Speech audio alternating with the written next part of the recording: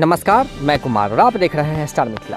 सहरसा फॉरबिसगंज रेलखंड वाया सरायगढ़ ललितग्राम, इस रेलखंड पर आमान परिवर्तन का कार्य लगभग पूर्ण होने वाला है। मैं आपको लगातार इस रेलखंड की वीडियो दिखा रहा हूं। अगर आप हमारे चैनल पर नए हैं, चैनल को सब्सक्राइब करें। अगर फेसबुक पर देख रहे हैं तो पेज को लाइक करें, वीडियो को शेयर करें और कोई सुझाव हो तो कमेंट बॉक्स में ज़रूर कमेंट करें।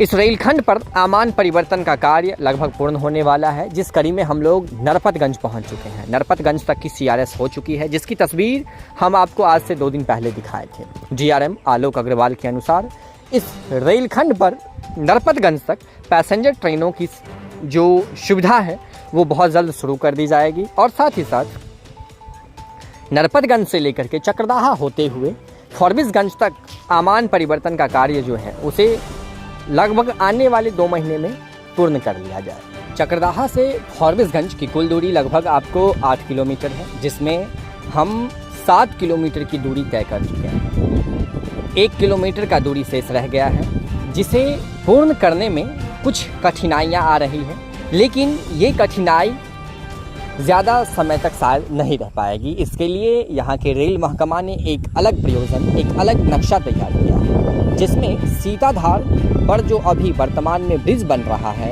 ये ब्रिज था। इस ब्रिज को बनने में अभी लगभग 6 महीने से अधिक का समय लग सकता है और यही एक बाधा है इस रेलखंड पर पूर्ण रूप से सुचारू रूप से ट्रेन की परिचालन होने में। ये एक बहुत बड़ी बाधा थी, लेकिन इस बाधा को हटाते हुए वर्तमान समय में इसे कटिहार जोगबनी रेलखंड से जोड़ा जा रहा है।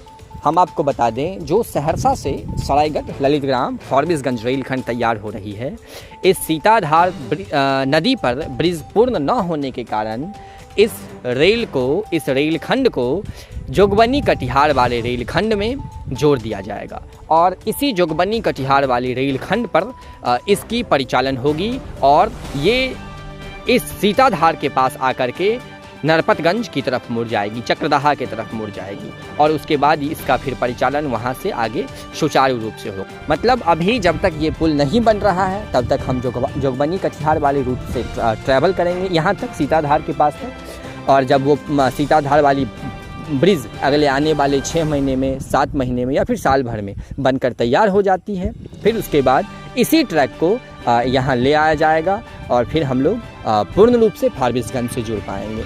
तो अगर देखा जाए तो ये दूरी बहुत ज़्यादा अब नहीं रह गई है फॉरबिसगंज की। कुल मिलाकर के अगर 1 से 1.5 किलोमीटर अगर हम और तय कर लेते हैं तो हम लोग अगले आने वाले 2 महीने में फॉरबिसगंज पहुंच जाएंगे और इसी के साथ मिथिला और सीमांचल एरिया दोनों एक हो जाएगा। झंझारपुर से फॉरबिसगंज की रास्ता, सहरसा से फॉरबिसगंज की रास्ता दोनों जुड़ जाएगा, जो मिथिला ही नहीं बल्कि सीमांचल एरिया के लिए एक बहुत बड़ी उपलब्धि होगी। जुड़े रहें स्टार मिथिला के साथ। अगर आपको ये वीडियो अच्छा लगा तो ज़रूर कमेंट करें और साथ ही साथ वीडियो को शेयर करना ना भूलें। हम बहुत जल्द अगली वीडियो के साथ हाजिर होने की कोशिश करेंगे। धन्यवाद। आप देख रहे थे स्टार मिथिला।